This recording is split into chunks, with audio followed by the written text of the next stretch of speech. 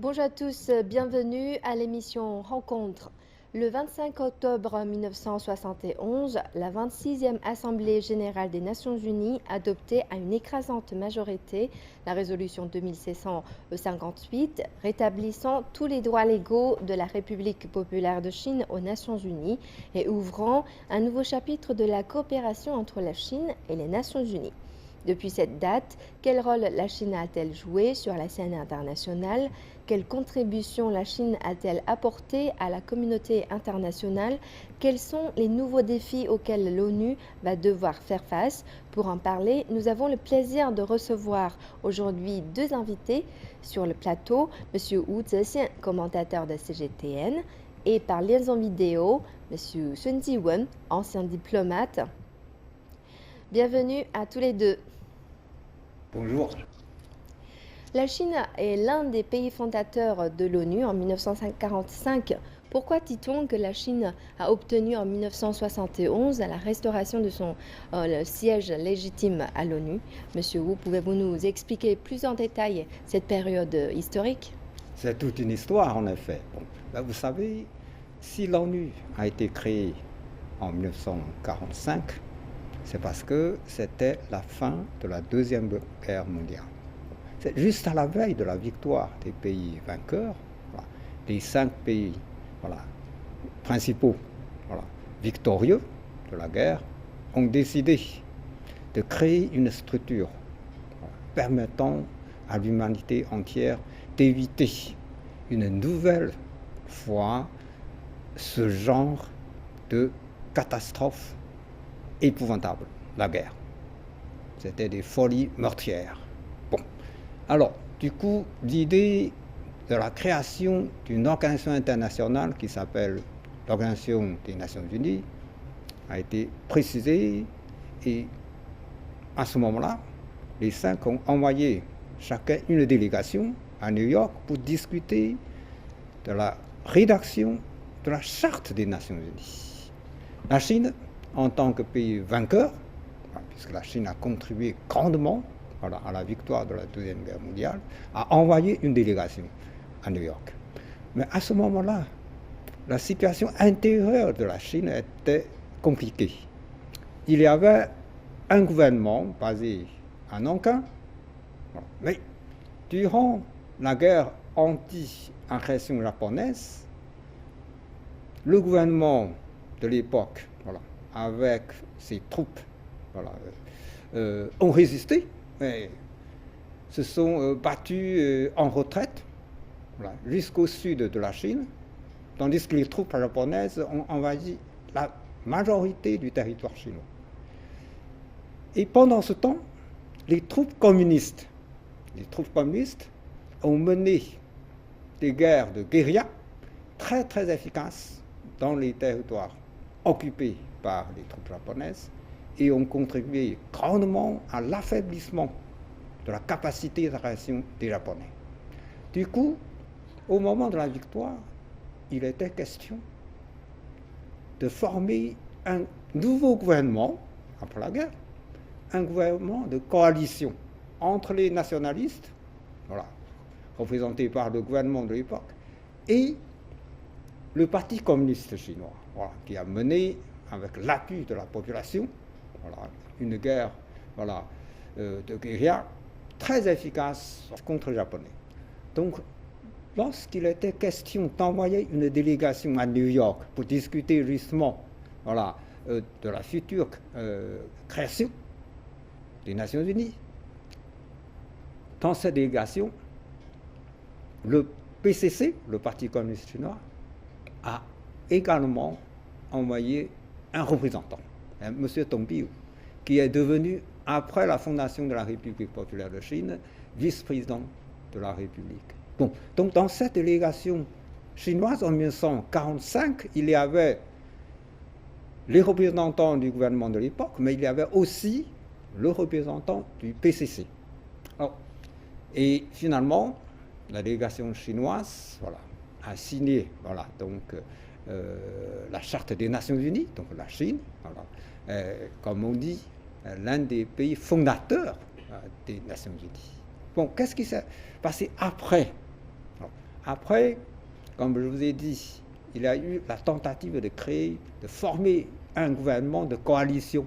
Ça n'a pas réussi parce que le gouvernement nationaliste a déclenché tout de suite la guerre civile visant à anéantir les forces communistes.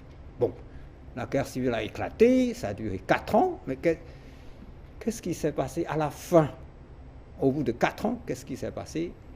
Ce qui s'est passé, c'est que les troupes communistes ont réussi à chasser l'ancien régime du continent chinois. L'ancien régime s'est replié sur l'île de Taïwan. Alors cette victoire communiste s'explique par l'appui massif de la population chinoise. Parce que imaginez une guerre civile avec des troupes mobilisées des deux côtés, qui devrait gagner? Certainement la partie qui bénéficie le plus de soutien populaire, gagnerait. En 1949, la Chine nouvelle est née. Et à ce moment-là, la République populaire. À ce moment-là, un problème se pose à New York. Qui devrait représenter la Chine aux Nations Unies? Bon, l'ancien gouvernement, avait son représentant à New York, mais la Chine nouvelle réclame tout à fait légitimement en disant que maintenant, le gouvernement légitime en Chine, c'est la République populaire de Chine. Nous devons envoyer notre représentant pour remplacer l'ancien représentant qui n'a plus de légitimité. C'était une question posée à New York, au sein des Nations Unies. Mais à ce moment-là, les États-Unis ont adopté, dans un contexte de confrontation idéologique, ont adopté une attitude tout à fait hostile à la Chine nouvelle. Ils ont fait des manœuvres au sein des Nations Unies pour bloquer la situation, pour empêcher la Chine nouvelle d'envoyer son représentant aux Nations Unies. Alors il y a eu des manœuvres répétitives. Chaque année, il y a eu des luttes au sein des Nations Unies. D'un côté, il y a des pays amis qui ont voulu restaurer le siège légitime de la Chine au profit de la République populaire de Chine, tandis que les États-Unis faisaient tout pour bloquer les choses. Ça a duré jusqu'à 1971. La situation mondiale a changé. De plus en plus de pays dans le monde ne voulaient plus être manipulés par les États-Unis. Ils étaient tout à fait favorables. La majorité des pays membres des Nations Unies étaient favorables au retour de la Chine nouvelle aux Nations Unies. Du coup, il y a eu ce vote décisif. Malgré les manœuvres précédentes, cette fois-ci, les États-Unis n'ont pas pu empêcher le courant principal, dominant du monde. Du coup, la résolution a été adoptée.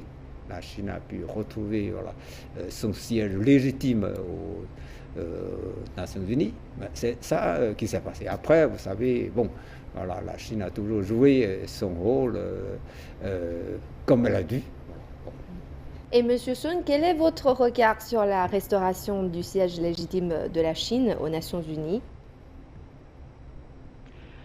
Je crois que c'est un événement très important à trois égards.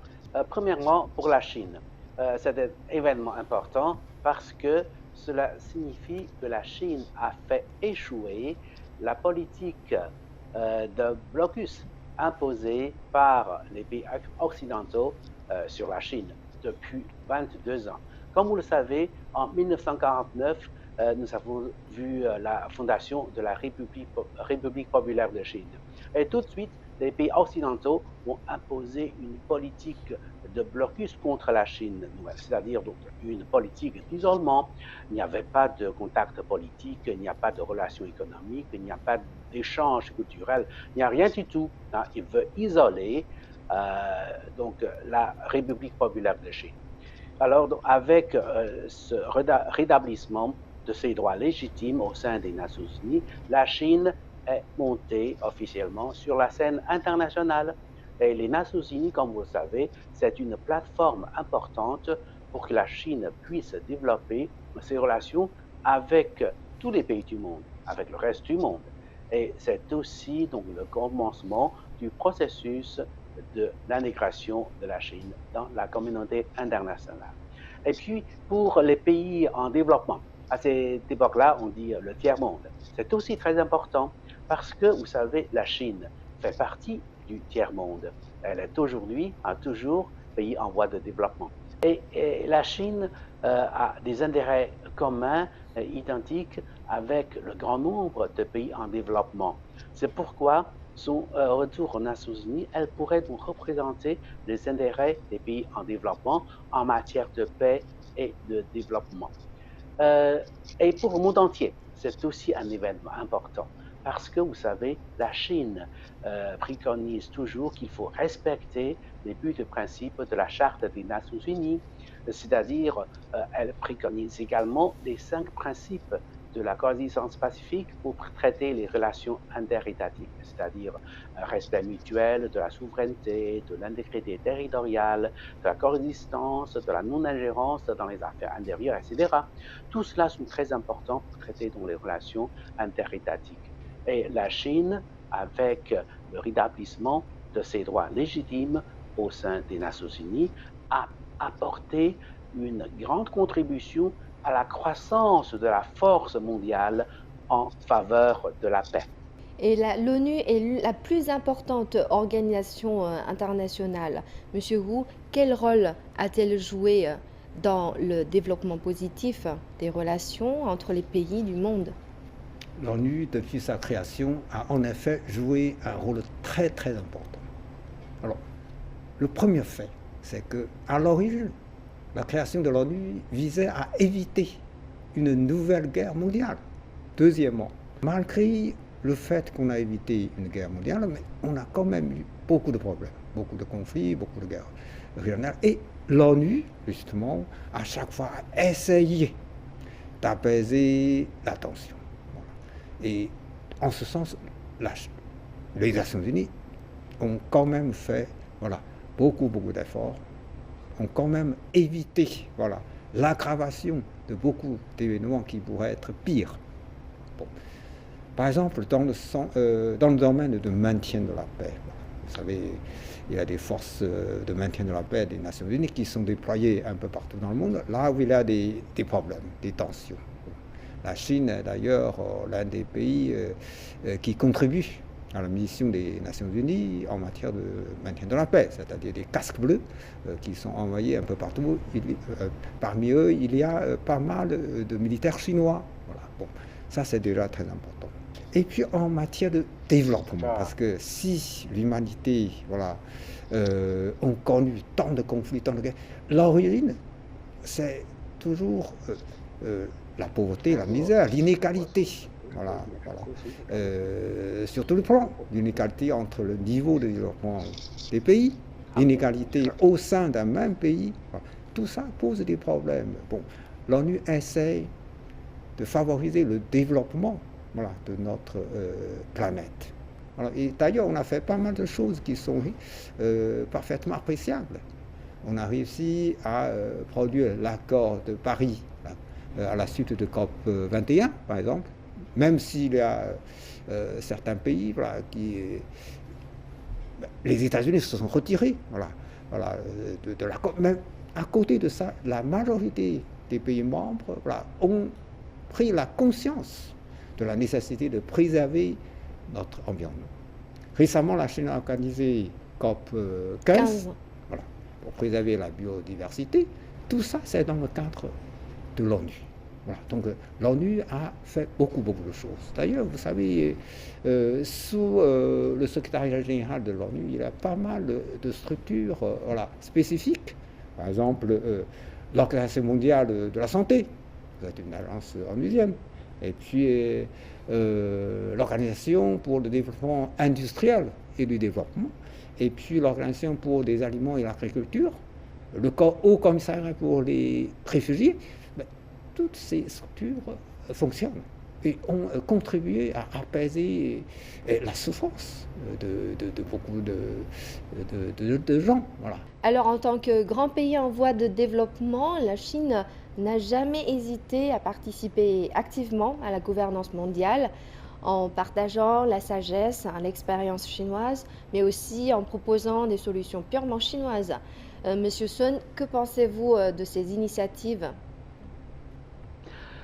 Comme vous savez, la Chine a vraiment participé très activement à toutes les actions favorables à la paix et au développement. Et surtout, elle a fait donc des propositions, des initiatives pour promouvoir donc ce genre de développement. Nous avons créé également la banque d'investissement d'infrastructures asiatiques. Tout au début là, il n'y avait que 57 pays, hein, membres fondateurs de cette banque-là. Mais aujourd'hui, le nombre des membres a déjà dépassé plus de 100. C'est presque le double. Et puis, nous avons aussi donc d'autres propositions très importantes. Par exemple, la Chine a beaucoup contribué à la signature de l'accord de Paris. Hein, donc, c'est la lutte contre le changement climatique. C'est vraiment un phénomène maintenant mondial que toute la communauté a été mobilisée, hein, pour faire face au changement climatique. Et la Chine a vraiment fait beaucoup d'efforts dans ce domaine-là. Par exemple, la Chine a proposé, hein, il a fait une annonce solennelle qu'elle va faire des efforts pour atteindre le pic des émissions de CO2 en 2030 et aussi pour réaliser la neutralité carbone en 2060. C'est une promesse solennelle et pour le réaliser, la Chine doit faire beaucoup d'efforts, voire des sacrifices, parce que ce temps-là, utilisé par la Chine, est beaucoup moins long que la période utilisée par les pays occidentaux, hein, pour réaliser ce genre d'objectifs. Voilà donc la contribution de la Chine.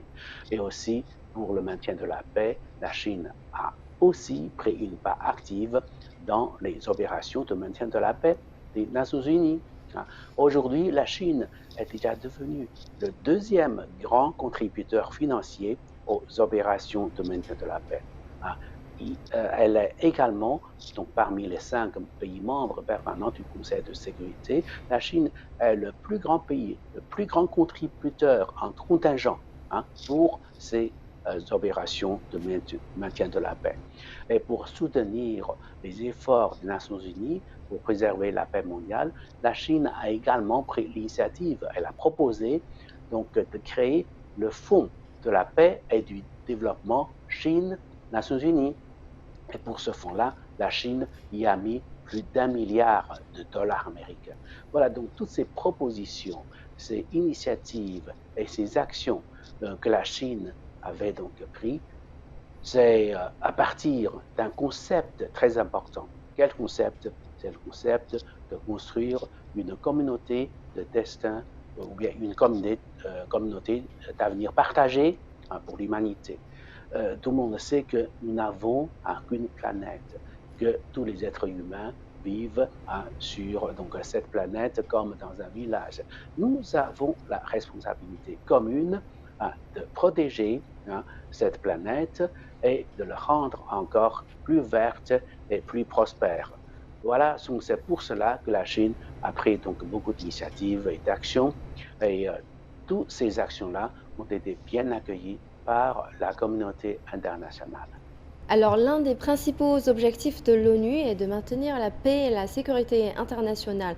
Mais ces dernières années, les États-Unis, en tant que pays fondateur de l'ONU, ont pourtant échoué dans cette tâche.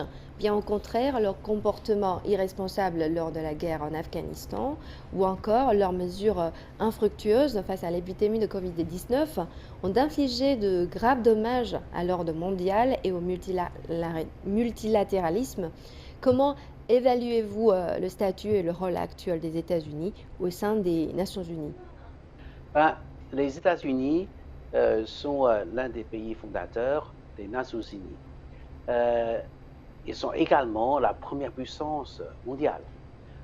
ils devraient jouer un rôle très actif au sein de cette organisation pour préserver la paix mondiale et pour promouvoir le développement. Mais malheureusement, les faits ne sont pas toujours ainsi. Vous pouvez constater que pendant des années, les États-Unis se sont impliqués dans des guerres et elles sont ingérées dans les affaires intérieures des autres pays, dans des guerres qui ont apparu d'ici et là, dans des régions, dans différentes régions. On y voit les États-Unis. Ces guerres-là ont causé de lourdes pertes matérielles et en vie humaine. Donc, ce sont les pays et les peuples victimes de ces guerres-là qui sont les meilleurs placés pour en juger. Et aussi concernant la COVID-19. On voit que les États-Unis n'ont pas très bien réagi. Un pays qui a une telle puissance devrait donc prendre des mesures très efficaces pour endiguer cette épidémie. Mais malheureusement, on voit aujourd'hui le fait c'est que les États-Unis restent toujours à la tête en ce qui concerne le nombre de personnes infectées et de décès. Je crois que les États-Unis doivent bien réfléchir dans un monde d'aujourd'hui, quelle politique adopter pour suivre donc vraiment le courant historique. Voyez maintenant au sein des Nations Unies, tout le monde sait que la paix et le développement constituent les deux thèmes principaux. Nous devons travailler dans le sens favorable pour préserver la paix et pour favoriser le développement. Malheureusement, aujourd'hui, on voit qu'au sein des Nations Unies, face à des problèmes épineux dont les résolutions sont urgentes, les États-Unis n'ont pas une position identique, voire commune, avec les autres pays en voie de développement. Comme ça, donc, il est difficile pour les États-Unis de jouer un rôle actif, positif au sein des Nations Unies. Sur ce point-là, je crois que les États-Unis doivent vraiment réfléchir et puis vraiment prendre les responsabilités d'un grand pays pour qu'ils puissent contribuer à la paix et au développement dans le monde. Et face à l'attitude des États-Unis qui considèrent que seule leur voix compte au sein des Nations Unies, comment les autres pays doivent agir pour préserver le principe des Nations Unies et travailler au bien-être de toute l'humanité? Je pense que tous les autres pays devraient s'unir pour s'opposer justement à cette tendance des États-Unis à l'hégémonisme. Bon, les États-Unis prétendent à l'hégémonisme du monde, ils veulent dominer le monde, mais la réalité c'est qu'ils ne peuvent pas. Ils ne peuvent pas, mais même s'ils ne peuvent pas, ils peuvent créer beaucoup de problèmes. En Afghanistan, par exemple, voilà, il y a eu beaucoup de morts, y compris les militaires américains qui ont été tués en Afghanistan. Et puis j'ai vu récemment un chiffre concernant la Syrie. Aujourd'hui, il y a encore des troupes américaines en Syrie. Alors, depuis les agitations, il y a eu jusqu'à présent près de 400 000 morts. C'est terrible, mais ce sont des vies humaines. Beaucoup de familles sont déchirées. Bon. Je pense que ce que les autres pays devraient faire, c'est très simple. S'unir et s'opposer fermement à toute forme d'hégémonisme, à toute forme d'ingérence dans les affaires intérieures des autres. L'année dernière, lors de la 75e anniversaire de la fondation des Nations Unies, le président chinois, M. Xi Jinping, a prononcé un discours en insistant sur la nécessité de préserver les principes guidant les organisations internationales, guidant les relations internationales, et défendues par les Nations Unies. Premièrement, c'est-à-dire qu'il faut toujours défendre le principe de l'égalité entre tous les pays, grands ou petits, forts ou faibles. Bon. Deuxièmement, il faut toujours respecter la charte des Nations Unies et les droits internationaux pour gérer les dossiers internationaux. Il ne faut pas appliquer la politique du plus fort. Troisièmement, il faut promouvoir la coopération, parce que l'humanité, c'est une communauté de destins. Voilà. Les destins des uns et des autres sont étroitement liés. Il faut promouvoir la coopération au lieu de créer des blocs, au lieu de favoriser, attiser l'hostilité, la rivalité. Voilà. Quatrièmement, il faut travailler, il faut appliquer les idées avancées. Bon, les Nations Unies, ce n'est pas une plateforme pour le bavardage. Voilà, c'est une plateforme de coopération effective. Et cette année marque le 76e anniversaire de la Fondation des Nations Unies. Lors du débat général de la 76e Assemblée générale des Nations Unies, le secrétaire général de l'ONU a déclaré que le monde était au bord de l'abîme, confronté à des menaces, des divisions sans précédent. Et M. Sun, d'après vous, comment y faire face?